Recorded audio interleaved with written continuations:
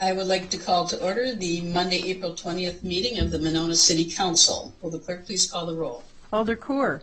Here. Alder Thomas. Here. Alder Groupie. Here. Alder Moore. Here. Alder Kitzlar. Here. Alder Wood. Here. Mayor O'Connor. Here.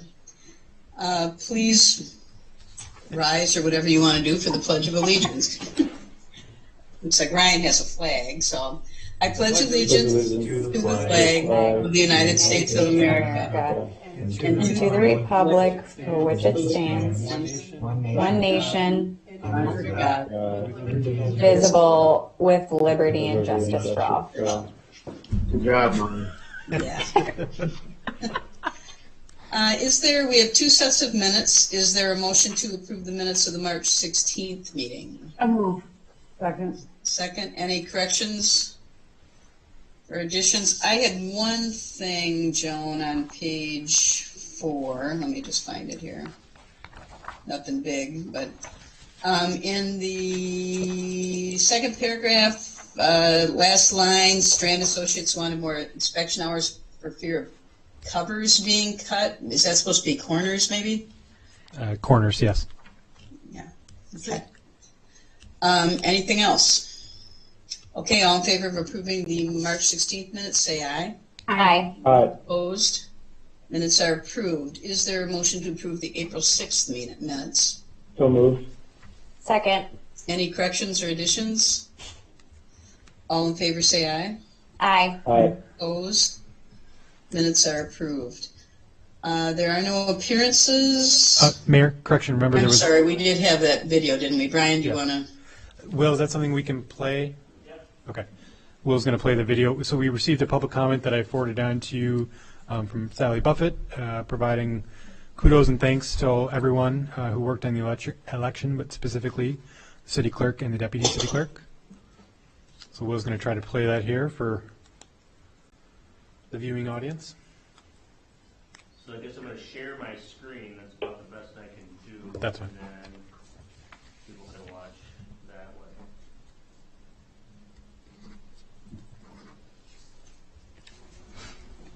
Hi, this is Sally Buffett, 4912 Wallace Avenue.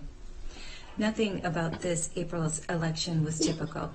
As a citizen of Monona, I express my appreciation to City Clerk Joan Andrews and Deputy Clerk Eileen Hauser, as well as all other city staff and volunteers who helped us ensure that Monona citizens could vote safely on April 7th. Joan and Eileen were on the front lines during the weeks preceding this unprecedented election. They managed a flood of early voters at City Hall, registered new voters, updated voter registrations, and answered questions about polling locations, all of this during regular business hours. Then after hours, they worked well into the evenings to process vote-by-mail requests. Joan and Eileen put in untold hours and offered the residents of Monona above and beyond service, all while problem-solving and making adjustments along the way, such as consolidating 2 polling locations into one and finding and training replacement poll workers. Finally, one additional shout out to all Monona residents who took whatever steps were necessary to get out and vote.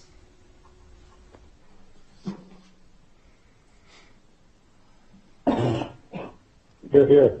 Yes, definitely second that. That was much appreciated. And thanks to Sally herself, who did a lot of volunteering at City Hall the week or two before the election and worked at the election too. Yeah.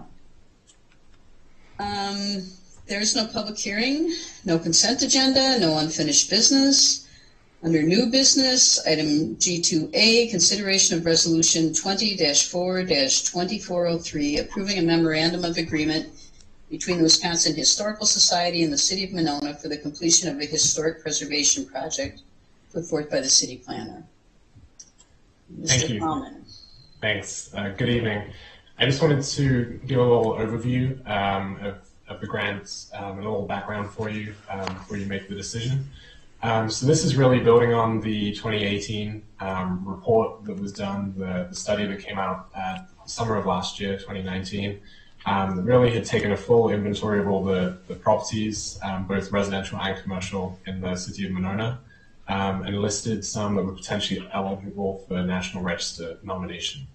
And so just as a refresher, there are currently no properties on that register, and 15 properties came out of the report as potentially eligible. The next logical step from the report was to begin pursuing those properties and to see if we couldn't get a few of those onto the register. So late last year, at the direction of the Landmarks Commission, I applied for the grant funding, and we got the full $25,000. There's no city match that's required. The estimates that we have right now, it would still need to go out for a full bid and proposal. But estimates right now have it between about $2,000 and $5,000 a property. So it's not necessarily guaranteed all 15 properties could be met with the grant. But there's already been a little bit of discussion with the commission that it would probably be a competitive process. We're not expecting every potential property owner to want to pursue this, but we expect that the funds should be able to cover those that are interested. Certainly, to take those next steps and see what can be done. So I think it's an exciting project and an opportunity to put some properties here in Monona on the National Register. Questions, anyone? Alder Group B. So I was just curious about communication about the grant. So you have identified the 15 properties, and then were they informed about the grant approval? Have you reached out directly? And then, what's the process? Do they reach out to you, or how do they apply? Do you work in tandem on this? I was just curious about the process once you get rolling. Sure. So we specifically invited each of the eligible properties to sort of the presentation of the report in the summer of last year. So it was alluded to there that, this may well be a next step, but we were pretty cautious. We've been told that it's pretty rare that you get to follow on one grant with another quickly thereafter. So we wanted to wait until we, had the news that we were successful before sort of pursuing this too much. So we have a letter that's already drafted to go out to the property owners, letting them know. And we'll sort of continue the communication in that process. But we'll definitely make sure that each of them has the opportunity to, to put their case forward if they do want to do this. What would you do if you had 10 of them wanted to do it? Would you prioritize in the order you received the request, or do you have some kind of a... We haven't fully fleshed that out yet. It was discussed at the March Landmarks Commission meeting that it would probably be some sort of competitive process, that there'd be some sort of ranking or something like that.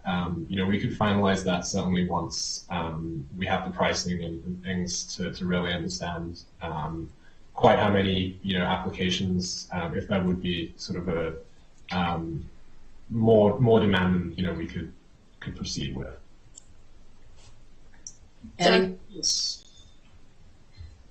Jennifer? Doug, could you speak a little bit to the plan with the potential historic district versus what we plan to do now? Sure. So the report itself outlined both properties as well as a potential historic district in the Frostwoods neighborhood. The proposal specifically outlined that would not, this round of grant funding would not cover the district. There would also be more of a priority on those outside of the district at this point, just because it would almost be duplicative were that to be pursued at a later point. So it was specifically just for properties at this point.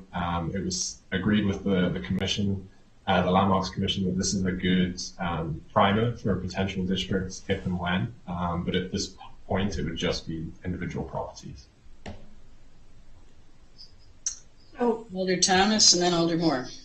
so Doug, if there is a property within Frost Woods that's eligible to be considered, but they're also in the district, are they handled separate? How is that handled?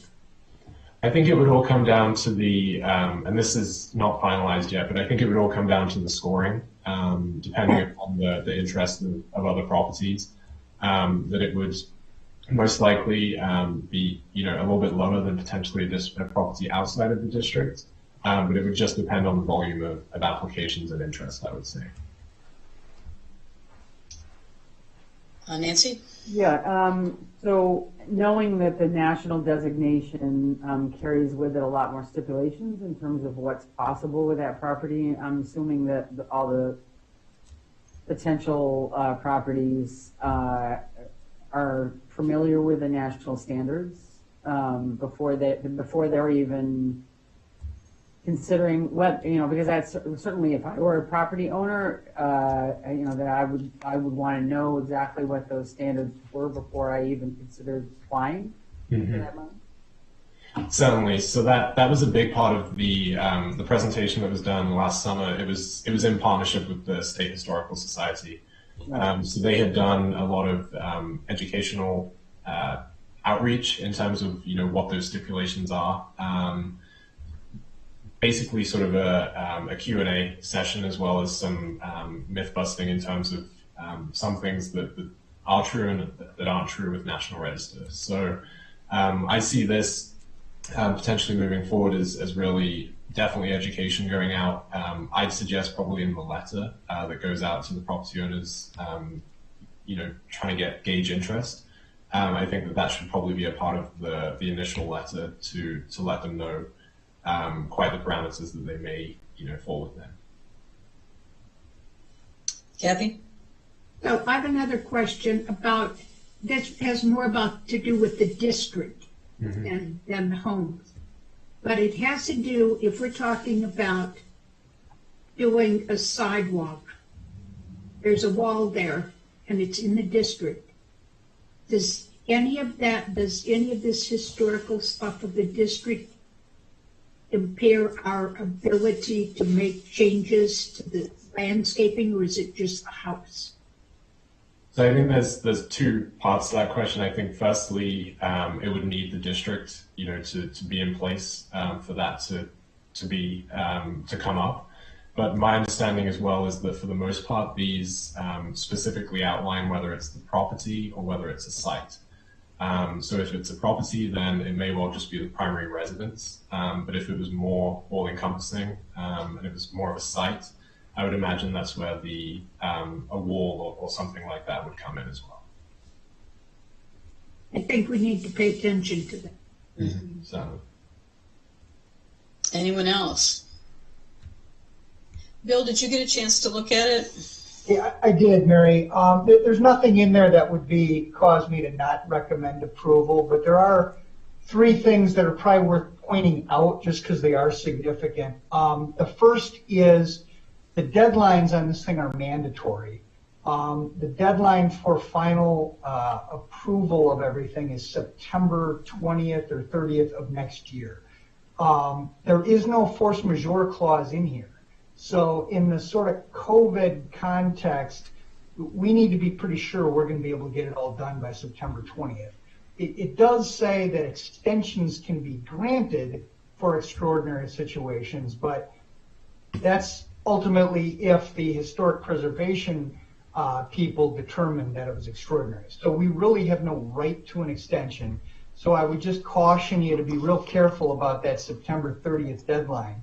Because if we miss it, we don't get reimbursed under the terms of this agreement.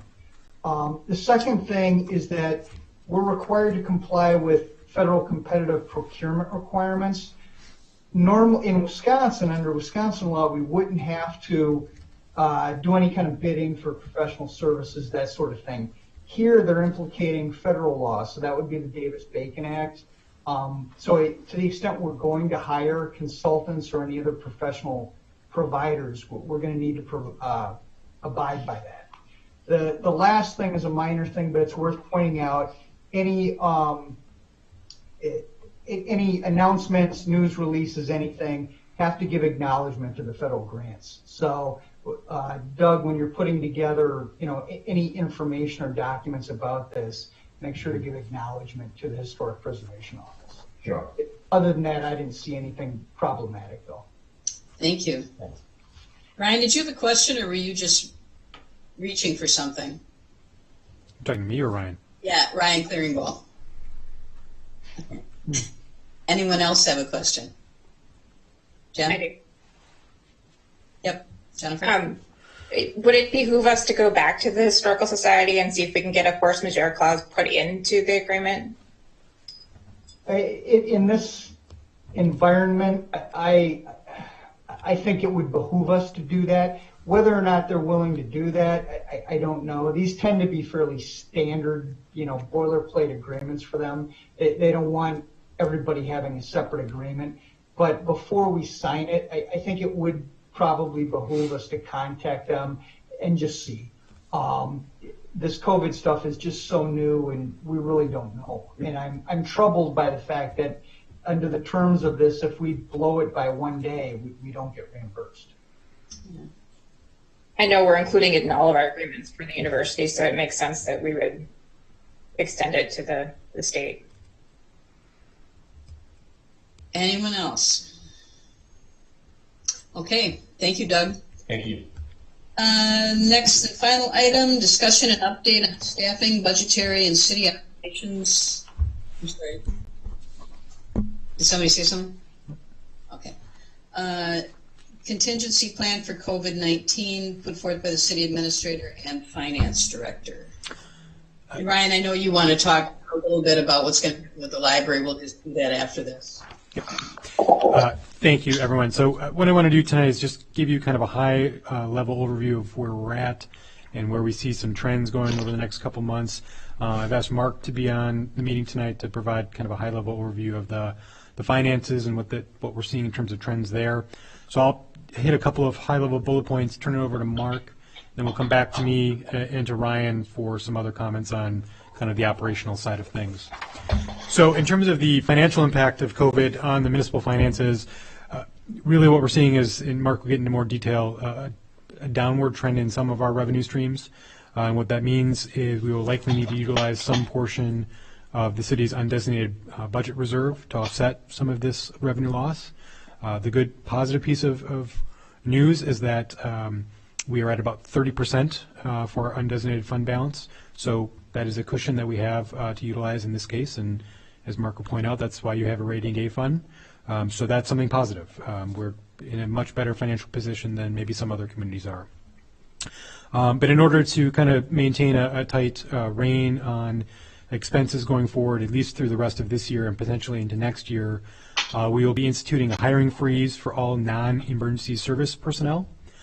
So this does not include any police officer or firefighter related hiring that we are currently doing or have to do in the future, and this would also not include the fire chief process, which we are underway with.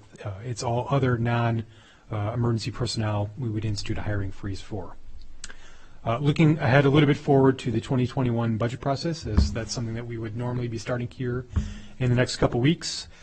We are asking staff to start looking at preparing various scenarios to reflect some of the assumptions about the declining revenue streams that we're seeing, and that we will have those available for you all to discuss with the various committees as we do normally with the budget process.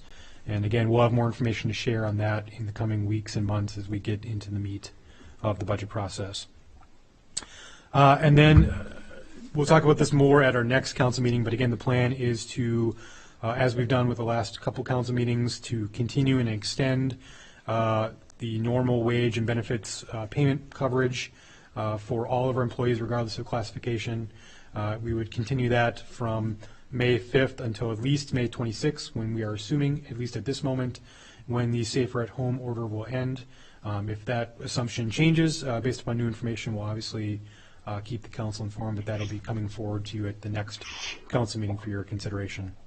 So with that, I'll pause for a moment, take any questions you might have, turn it over to Mark for the high level on finances, and then come back to me for some more operational items. Mark? And Mark, can you, I don't know if you're off mute. Okay. Yeah. So Brian kind of talked a lot about fund balance and where we're at, kind of highlighted that. So he said we're at 30% right now, fund balance. Again, our policy is 15 to 20%, so we're at 30%. This is why we have raised a fund to cover a lot of these expenses. So we're in a government, most of ours are already covered by or property taxes, which we received all the money already. So like a business that has had a constant revenue stream, we don't really have those issues. But we do have like 5 areas that are kind of fluctuates right now with the COVID-19. One is interest income. As you know, the Fed's cut the rates about a month or so ago. Rates have still been high with Monona State Bank, but there could be potential between $50,000 and $100,000 under budget there, lost there. Second one we're kind of watching is court fines. We're probably could have a shortfall up to $60,000. The reason is that because we're no longer we're still writing tickets, but not as much as we have in the past. So eventually it's going to catch up, but we're not going to receive much revenue. We're currently going to look at our numbers, and it doesn't look like on behind. It's usually like a 3-month lag for that number. So we'll start seeing those numbers, later in the third quarter. We'll start seeing a big drop off in the revenues there. Third one is Ems Revenue. Right now, looking into this account, it's projected to be about $75,000 under budget. There's 2 reasons for that. One, there's not as much runs going on right now, not as many runs as compared to last year. 2, even though we increased their rate this last year, over today I don't have in front of me. I think like 70%, 60 to 70%, for sure those are Medicaid and Medicare patients. So we're not, so we don't get the full amount what you would when you get like a private payer insurance. So that's definitely having an effect on Ems Revenue. The big one, I don't know, and this is the one I'll get my first quarter in here in a month, is the hotel tax. The first quarter is usually the smallest quarter, but we'll get an idea of, the hotels, April and May, there's really going to be very little volume there, and then from there, depends what happens. A lot of these big events are being canceled, so it's one of those areas we really have to watch, and this could really fluctuate. But in the end, how our numbers pan out, because a lot of these, right now they're being used. So they're homeless, so it's paid by the county. There's no revenue tax, so they don't charge room tax or other government. So that was one we really got to watch with that. And that's kind of the unknown right now, and I won't know that for a while. But it could be potential lowest 250,000 or up to 350,000 in losses. So that's kind of where they're at with that. It's a big stand, but it's ever-flowing change right now. And I think one of the things we touched on, we had the money, a lot of the money in 2020. Big thing is going to come in the 2021 budgets. We're already losing $50,000 for Walmart. This is the last year of the agreement, 15-year agreement. We had to reduce our hotel portion down by $30,000, and that's baseline in 2021. So there's like $30,000 there. So just to start those 2 things right there is $80,000. It depends where the interest income comes in, where the rates go. There's going to be, I'm sure, there'll be an adjustment there. We'll have to reduce that budget number. And I'm not for sure if all the hotels will bounce back in general, or maybe there's we even reach what we're supposed to get. Another one, boat launch. Boat launches have been suffering, not because so much of COVID-19. It's because we had our big Ace Hardware closed. And that was kind of where we got most of our tickets were sold there. So we had to adjust our budgets in 2021. It's going to say a small number, but it's $11,000 there too. So we're looking already just to start, 5,000 in the hole. So we'll do some things and try to work around that. We're kind of stuck with the hole already. So it's going to be challenging in 2021. I think we can weather the storm in 2020 just because we do have a nice rainy day fund. Told the finance, like the first, just got paid on April 8th, and we paid out for the part-timers that are at the library or the rec department. It's about $9,000 related to those people. Related to those that are closed in the senior center. So $9,000 will be paid for one pay period. So you can kind of gauge that for the COVID-19. So it's not a lot. It's a smaller number. But again, we have a lot of that's already been budgeted for already in the 2020 budget. That's all I have. I don't know if you have questions or concerns. Anyone? Alderwood. It's more, excuse me, more of a comment. Reed had sent out an email the last 2 days asking us to contact our federal representative to support that local governments be included in the new stimulus package that they're looking at.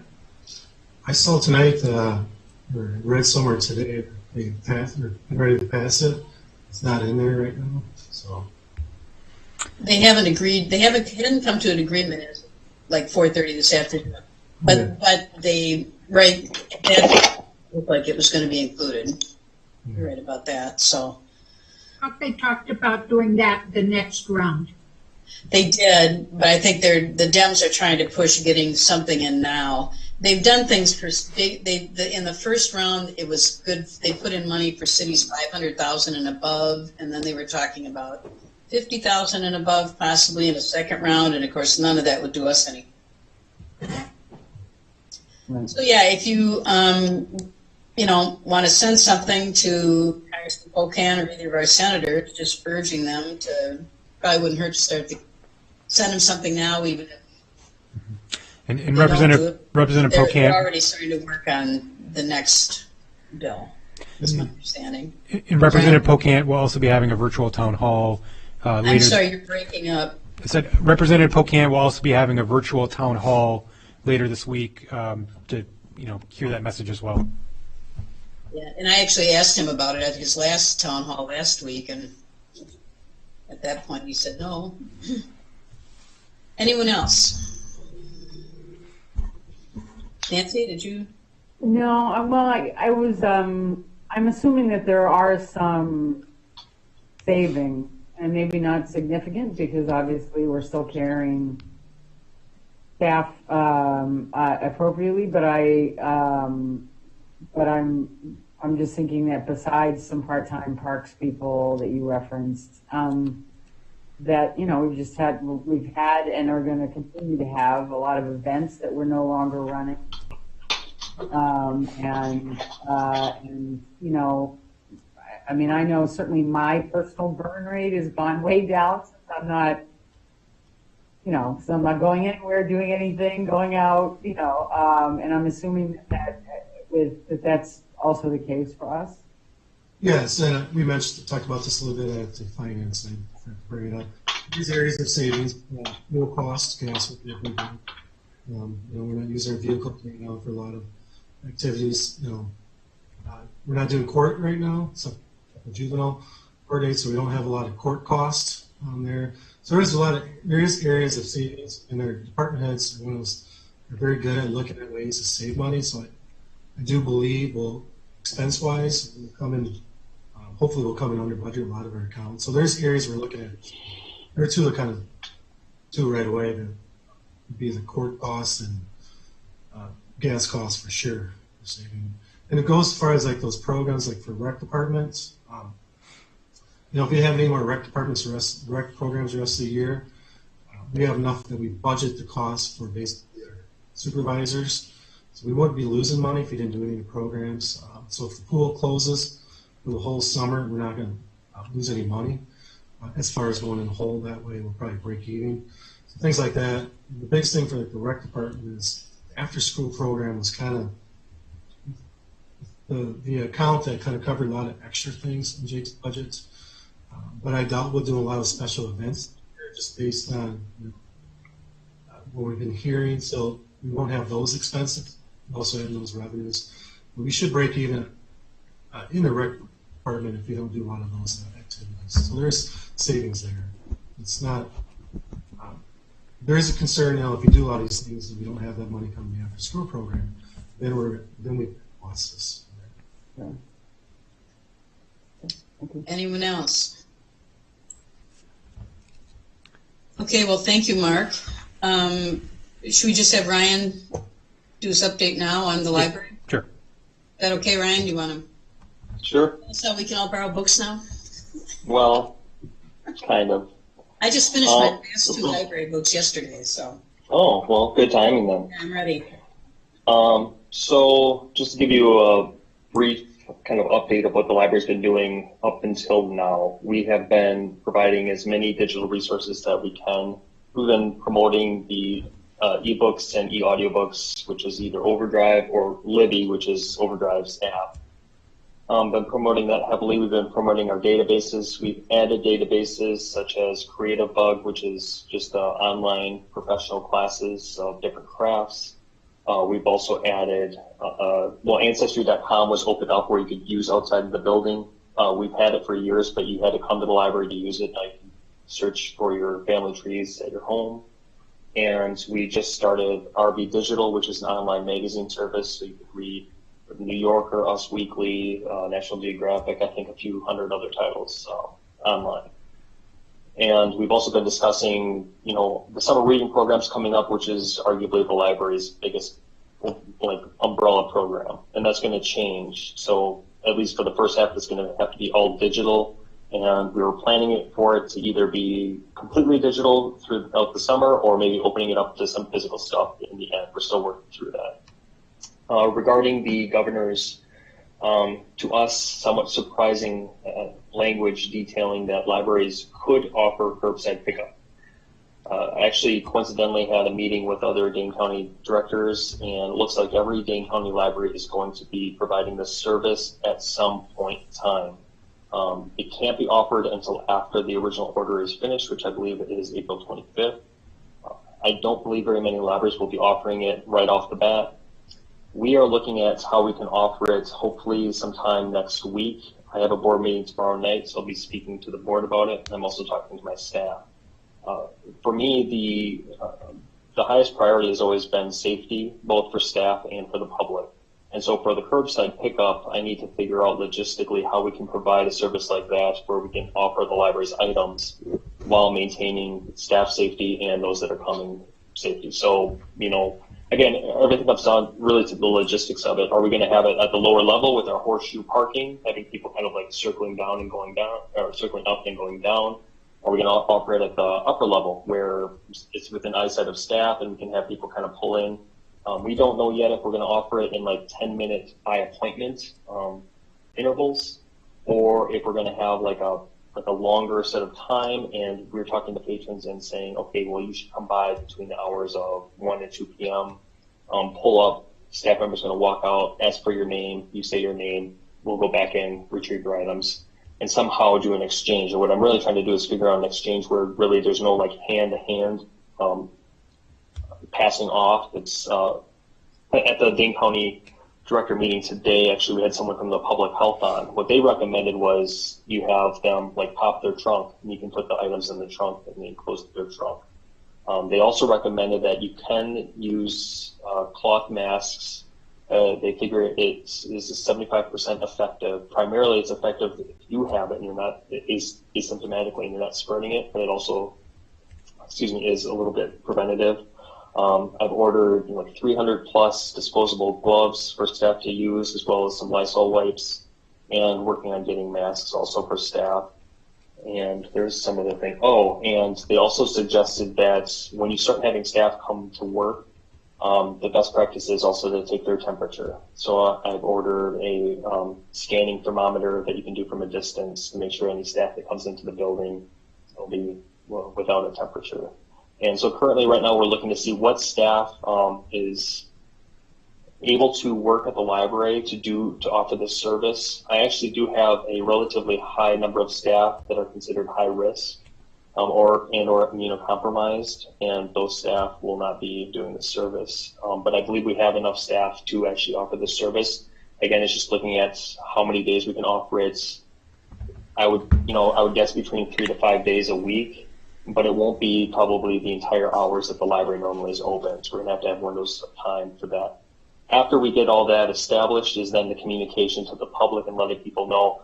The day after the governor had the order, I was as the only person in the building, I was taking call after call, people saying, so can I come get my books now? And I had to explain, no, I'm sorry, you're going to have to wait a little bit, but we'll send out information when it's ready. So once we get all the logistics figured out, make sure everyone's going to be safe through this process, we will then be blasting out information through all our communication channels saying this is how you can come pick up your items. One other detail just to share with you all is that delivery for the South Central Library System, which is an amazing service, and we're really going to know how amazing it is because we won't have it. And so all that, all these years we've had where like, oh, I want an item, but it's not in the library, it'll just take a day to 3 days to get to the library. That's not going to be in place. And in fact, they just decided that they're not going to start it up until the extension is done. So any item that someone wants, it needs to be in the library building. And we'll just have to do a lot of readers advisory to talking to staff on the phone or talking to patrons on the phone saying, we don't have this book, but here's 3 suggestions for you that we think you would like. I have a kind of a funny feeling that people will not take anything, but I'm sure they'll be more open to suggestions.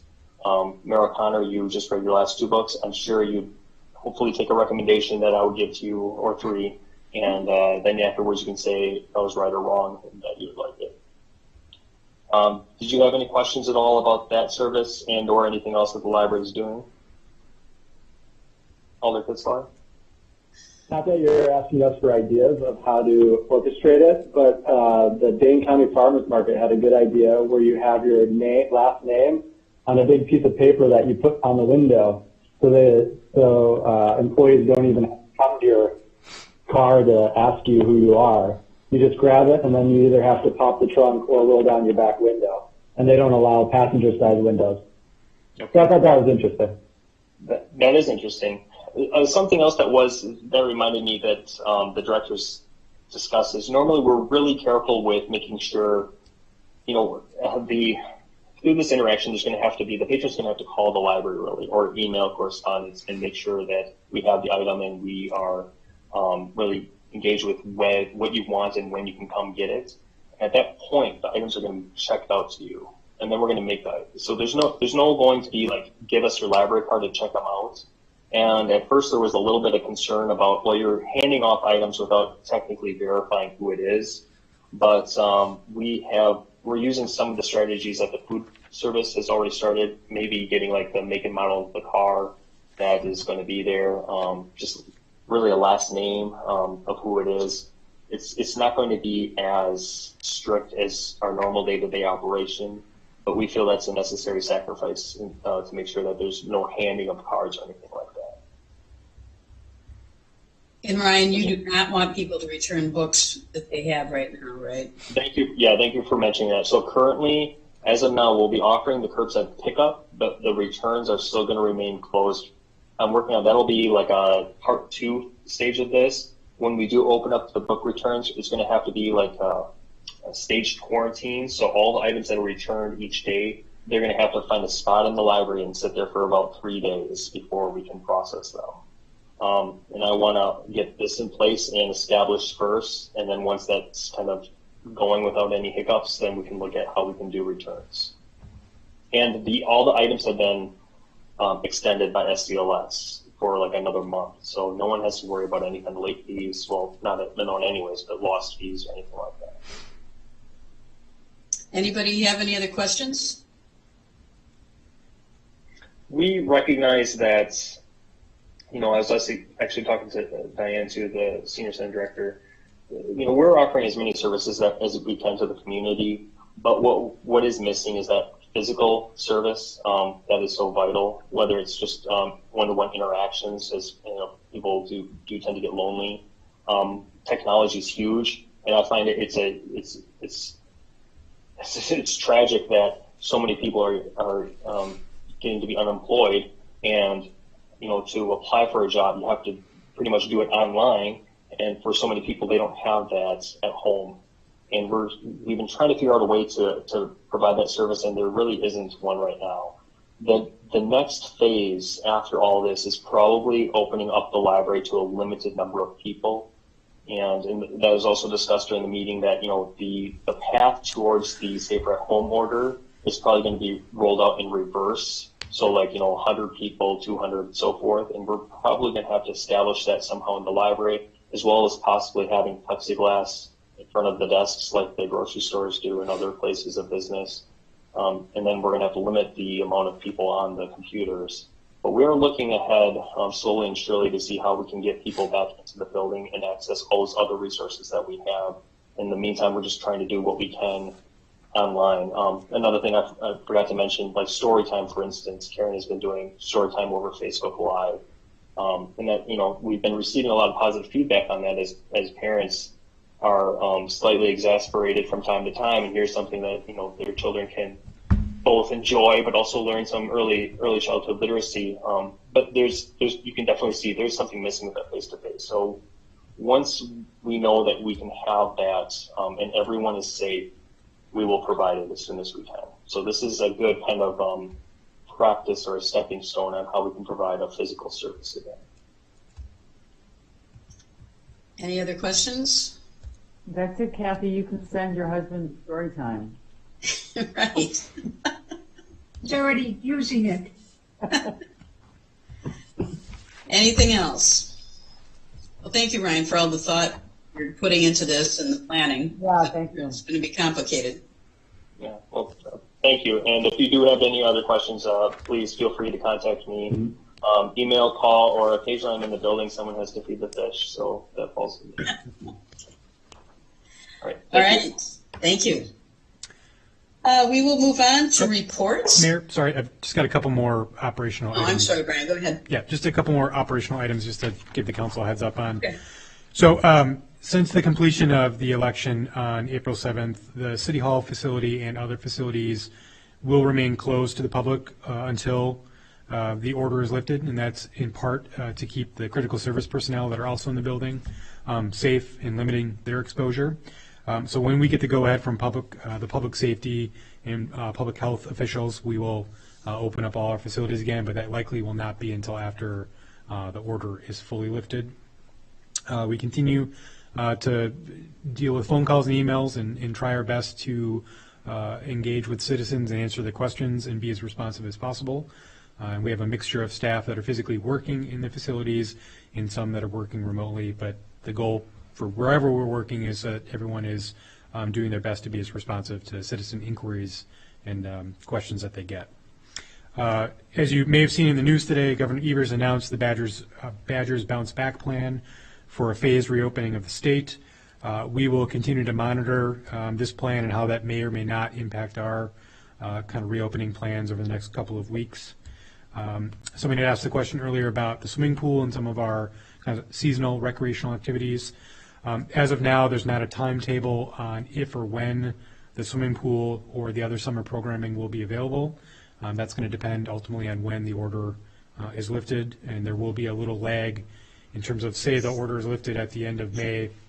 It'll be a couple weeks, hypothetically, for the pool to open because we'll have to train up all the staff and have the pool chemicals put in and whatnot. So we will communicate with the public the best we can based upon the information as we receive it, how that may impact the summer programming.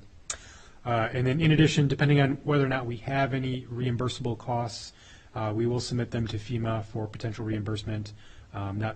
Again, with all FEMA programs, as we've seen in the past with our flood reimbursements, it's not a guarantee, and it's not a guarantee that we'll get the full amount back, but we are tracking our expenses so that we can at least put forward an application for that.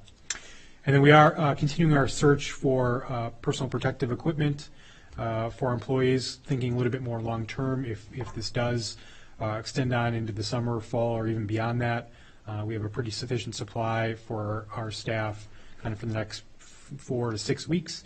But if it gets beyond that and we have to do, have that equipment available for staff as they're doing seasonal programming, for example, that will be a challenge. So that is something that we are continuing to look on sourcing additional equipment there. And then in terms of city communications, I mentioned at one of our previous meetings that we had set up a separate city email or city webpage for updates on the COVID situation. Today I set up a separate page just for business assistance related information. So kind of separating that out because the page was getting a little cluttered with information. So now we have a separate business assistance page with links to all the different resources that we've come across and the various funding programs that are available. We have been working very closely with MESBA to get that information out, and as they get information from their partners, they share it with us and vice versa. So we have a very good information sharing partnership going with them as it relates to business assistance resources. And then lastly, we've been using our social media accounts to spread information and heavily using WVMO to send out PSAs as new information becomes available. I know the mayor has done a couple of PSAs over the last couple weeks to keep the citizens informed on what's going on. So that's kind of where we stand with everything at the moment, and I'm happy to take any questions you might have. Anyone? It's not. Thank you, Brian. Okay, I guess we will do reports. Alder Thomas. I'll report. Alder Wood. I do want to thank Alder Kitzler for all he did while he was here, and I hope we haven't seen the last of him, even though he may be gone briefly. Thank you. Alder Wood. There is an opening, or will be an opening, on that license review committee. So if anybody is interested in that, go to the webpage and fill out an application. And I'd also like to thank Alder Kitzler for all the contributions he's made to the city, and definitely expect to see him around this public events once those start happening again, and hopefully back at the city sometime. And good luck. Thanks. Alder Moore. I certainly would echo my thanks to Alder Kitzler, and fortunately, since he lives about 3 houses away from me, I expect to see him. But if nothing else, walking Bodie and potentially with a stroller, and I also just wanted to announce that the Plan Commission will be meeting this Monday. And that, as I hope everyone knows, this week is we celebrate the 50th anniversary of Earth Day, which is on Wednesday, the 22nd. And it's also Friday, the 24th, is National Arbor Day. And so Monona is on the move, including moving all of our planned Earth Week activities online. We originally had a whole variety of things that we were doing as a sustainability committee and community, and we had teamed up with other community organizations. And so I just want to encourage residents to listen to WVMO for some new PSAs, and look at Sustainable Monona, our Facebook page, and Nextdoor Monona for announcements and to get more information and resources on what you can do to help Mother Earth and what we're doing to help Mother Earth. And a big shout out to everyone on the Sustainability Committee for all their help in getting it together. Alder Coor. I will echo my thanks to Alder Kitzler. I am glad that I got to serve with you and learn very much from you, and I hope that this is not the last we see of you involved in the city. I wish you the best, and that's it. Thank you. Alder Groupie. Yeah, everyone said it so far, but I'm just grateful for the past 2 years of guidance from Alder Kitzler, and his support and encouragement and sort of education about how this whole process works and how to lead by example. So really grateful for that, and congratulations on your last meeting for now. And good luck in the months ahead. Thank you. Okay. Joan, did you have anything? Oh, Andrew has his hand up. Oh, Andrew. Oh, I'm sorry, Andrew.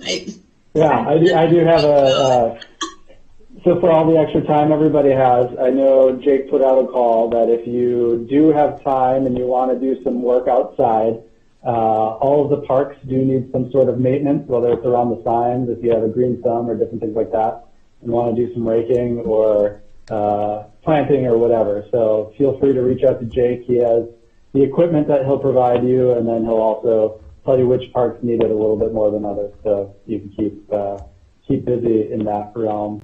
But I also just wanted to take this opportunity, certainly say thanks to all the alders, thanks for the past alders I used to work with, thanks to the mayors I work with, and one thing that, and certainly thanks to the residents too for giving me this opportunity, but Certainly one thing that I learned and quickly grew to appreciate and love is working with, our astronomically amazing city staff. And, we are a small but mighty city. The staff is amazing. And, honestly, that is one of the true perks of being in Alder, is not only representing Monona in a lot of ways, but working with the city staff. So, I applaud everyone who's on this call, but also everyone, that we don't see day to day, because, you're what makes Monona work from day to day.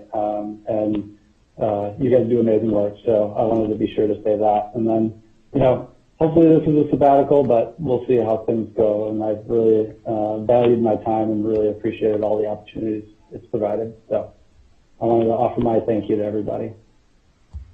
Thank you. Now, Joan, did you have anything?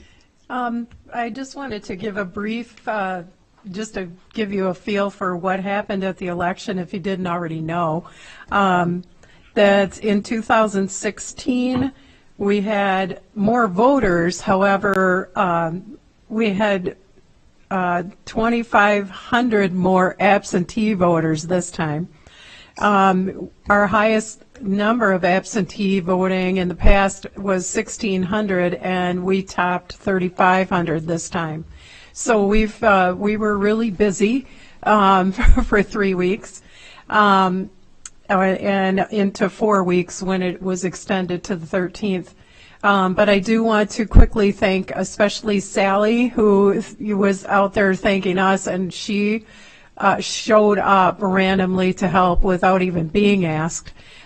She's amazing. And the Public Works Department built us some awesome sneeze guards that look very attractive, and Ryan, if he was still on the phone, he could borrow those, because other communities had PVC pipes and kind of like yuck, and we had really beautiful blue, nice Monona blue structures. It was awesome. So library staff that pitched in, city staff in particular, Leah, and who helped so much. Brian pitched in. Everybody, it's a great staff. I agree with you, Andrew. And finally, Aline Hauser, Deputy Clerk Extraordinaire. She's priceless, and I don't even know what other word to use. She just took it on, and we are an awesome team, and I'm really, really fortunate to have her by my side doing this. So thank you for all of your support also, and it was an experience that will go down in history for clerks across the state. So thank you, everybody. Thanks, Joan. City Attorney Cole, did you have anything? No, nothing from me, Mayor. Thanks again, Andy. Stay safe, stay in touch. And Will, did you want to say something? He's in the control room. He's in the control room. Okay.